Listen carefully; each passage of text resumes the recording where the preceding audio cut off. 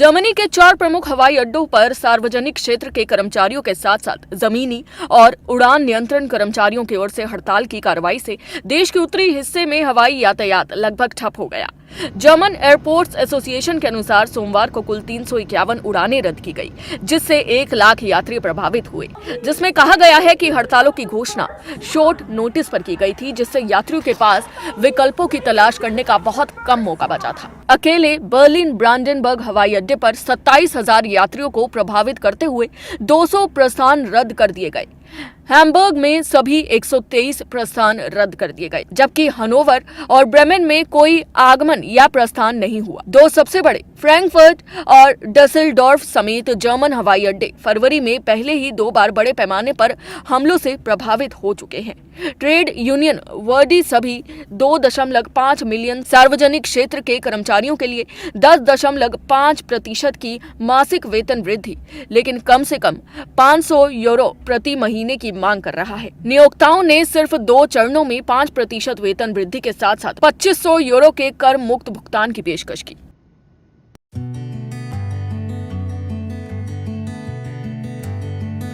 नमस्कार, मैं हूं आपके साथ कांची बंसल। एक बार फिर से एक युवती हैवानियत का शिकार हुई है। एक बार फिर ऐसा मामला सामने आया है जो आपको श्रद्धा वॉलकर और निक्की यादव की याद दिला देगा। एक और युवती को उसके बॉयफ्रेंड ने मौत के घाट उतार दिया है। एक एयर होस्टेस जो अपने बॉयफ्रेंड से मिलने के लिए दुबई से बेंगलोर आई थी, उसकी 4थी मंजिल से गिरकर मौत के मामले ने सनसनी फैला दी है। पुलिस के मुताबिक घटना बेंगलोर के कौरमंगला इलाके में रेणुका रेजिडेंसी में हुई। मृतका की पहचान हिमाचल प्रदेश की रहने वाली 28 साल की अर्चना के रूप में हुई है। शुरुआती जांच से पता चला कि वो एक एयरलाइंस कंपनी के लिए काम करती थी और दुबई से अपने बॉयफ्रेंड आदेश से मिलने आई थी। आदेश केरल का रहने वाला है और बेंगलुरु में काम करता है। पुलिस का कहना है कि दोनों पिछले कई सालों से रिलेशनशिप में थे। शव को सेंट जॉन अस्पताल में स्थानांतरित किया गया। वहीं अब इस मामले में एक और बड़ा खुलासा हुआ है। दरअसल उसकी मौत 4थी मंजिल की बैल्कनी से गिरकर हुई थी। मृतका की मां ने दावा किया कि उनकी बेटी को उसके बॉयफ्रेंड ने धक्का मार दिया था। इसके बाद पुलिस ने प्रेमी को हिरासत में लिया है। साउथ ईस्ट बेंगलुरु पुलिस के डीसीपी सी के बाबा ने कहा कि पेरेंट्स की शिकायत पर हमने हत्या का केस दर्ज कर लिया है। पुलिस ने पहले अर्चना की मौत के बारे में कहा था कि वो बाहर की बैल्कनी से फिसलने की वजह से गिर गई थी। ये भी बताया गया कि इस दौरान कपल नशे में था। पुलिस के मुताबिक बॉयफ्रेंड के कहने पर ही अर्चना उससे मिलने दुबई से बेंगलुरु आई थी। दोनों कई महीनों से रिलेशनशिप में थे। कथित आरोपी पुलिस की हिरासत में है। फिलहाल के लिए इतना ही। नमस्कार।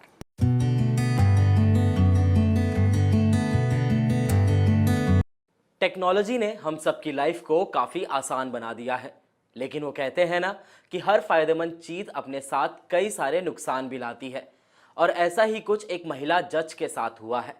जयपुर में एक महिला जज की फोटो के साथ छेड़छाड़ कर उसकी अश्लील तस्वीर तैयार करने के बाद एक व्यक्ति द्वारा जज को ब्लैकमेल करने का मामला सामने आया है। पुलिस ने यह जानकारी देते हुए बताया कि आरोपी ने महिला जज के सोशल मीडिया अकाउंट से उनकी तस्वीरें डाउनलोड की और छेड़छाड़ कर अश्लील तस्वीरें तैयार करने के बाद उन फोटोज को अदालत में उनके कक्ष और उनके घर भेजकर 20 लाख रुपए की मांग की। आरोपी ने मांग पूरी ना करने पर फोटोज को पब्लिक करने की धमकी भी दी। इस संबंध में यह मामला 28 फरवरी को दर्ज किया गया था, लेकिन इसकी जानकारी हाल ही में मिली है। मामले में अब तक कोई गिरफ्तारी नहीं हो पाई है। पुलिस ने बताया कि सीसीटीवी फुटेज के आधार पर ब्लैकमेलर की पहचान कर ली गई है और उसकी तलाश की जा रही है। जज के करीबी बताते हैं कि वो अदालत में अपने कक्ष में थी जब उनका स्टेनोग्राफर उनके लिए एक पार्सल लेकर आया। पार्सल में कुछ मिठाई और जज की छेड़छाड़ के जरिए बनाई गई अश्लील तस्वीरें थी।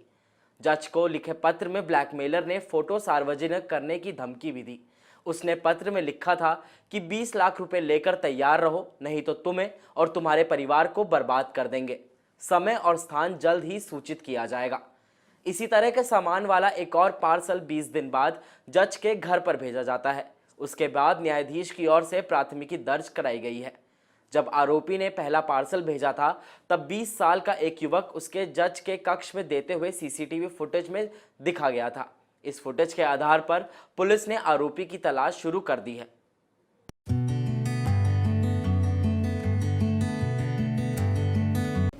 नमस्कार, मैं हूं आपके साथ संजीव शर्मा। तो आज आपको बता दें कि मार्केट आज फिर से गिरा हुआ है। तो लंबा एक वीक स्पेल चल रहा है मार्केट्स का। तो आज भी 337 points down stock market, BSE Sensex, जो हम आपको दिखाते हैं। देखिए, ग्लोबली जो है, जो सिलिकॉन वैली बैंक अमेरिका में जो फेल हुआ है, उसको लेके दुनिया भर में एक डर का माहौल है।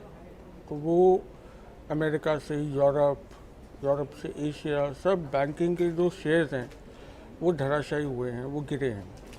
तो बैंक जब इफ़ेक्ट होता है तो उसके लेंडर, उसके जो बोरोवर्स हैं, जो बाकी स्टेक होल्डर्स हैं, वो सब भी उसमें इफ़ेक्ट होते हैं। तो मार्केट पे एक बड़ा एक psychological impact silicon valley bank का चल रहा है। हालांकि यूएस में उन्होंने कहा है कि वो डिपॉजिटर्स का जो पैसा है उसको प्रोटेक्ट करेंगे, वो सब रेजोल्यूशन हो गया है। लेकिन वरी ये है कि इसका फॉल आउट कितना होगा, कितने बैंक्स गिरेंगे अमेरिका में, यूरोप में कितने बैंक्स में प्रॉब्लम आ सकता है। तो इस सब को लेके एक डर का माहौल, अनसर्टेनिटी, वो चल रहा है।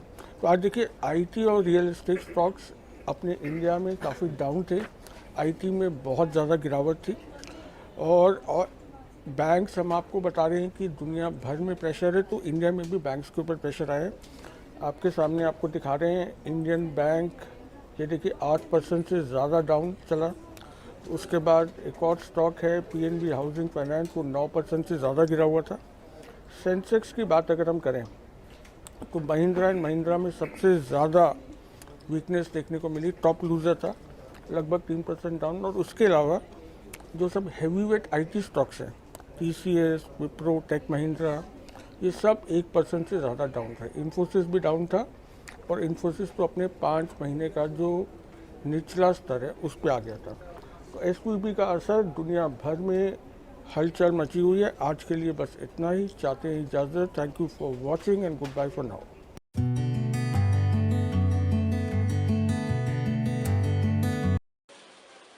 खुदरा महंगाई दर के बाद थोक मूल्य आधारित महंगाई दर में भी गिरावट आई है। फरवरी महीने में थोक मूल्य आधारित महंगाई दर 3.85% रही है। जनवरी 2023 में थोक महंगाई दर 4.73% रही थी। दिसंबर में थोक महंगाई दर का 4.95% रहा था। वाणिज्य मंत्रालय ने ये आंकड़े जारी किए हैं। इससे पहले सोमवार को सांख्यिकी मंत्रालय ने खुदरा महंगाई दर के आंकड़े जारी किए थे, जिसके मुताबिक फरवरी 2023 में खुदरा महंगाई दर 6.44% रही है, जबकि जनवरी 2023 में खुदरा महंगाई दर 6.52% रही थी। थोक मूल्य आधारित महंगाई दर के आंकड़ों के मुताबिक फरवरी महीने में WPI फूड इंडेक्स जनवरी के 2.95% के मुकाबले घटकर फरवरी 2023 में 2.76% रही है। आंकड़ों के मुताबिक फूड आर्टिकल्स की महंगाई दर 3.81% रही है, जो जनवरी 2023 में 2.38% रही थी। धान की महंगाई दर जनवरी में 7.18% रही थी, जो फरवरी में बढ़कर 8.60% पर जा पहुंची है। गेहूं की महंगाई जनवरी के 23.63% के मुकाबले फरवरी में 18.54% रही। दालों की महंगाई दर 2.59% रही, जो जनवरी में 2.41% थी। अनाजों की महंगाई दर फरवरी में 13.95% रही है, जो जनवरी में 15.46% रही थी। खुदरा के बाद थोक बाजार में भी दूध के दाम बढ़े हैं। जनवरी में दूध की महंगाई दर 8.96% थी, जो फरवरी में 10.33% पर जा पहुंची। फल महंगे हुए हैं। फलों की महंगाई दर 7.02% रही है, जो जनवरी में 4.14% रही थी। फरवरी के होलसेल प्राइस इंडेक्स डेटा के मुताबिक प्याज की महंगाई दर घटकर नेगेटिव में -40.14% पर जा पहुंची है, जो जनवरी में -25.20% रही थी। आलू की महंगाई दर जनवरी में 9.78% थी, जो नेगेटिव में चली गई है और -14.30% रही है।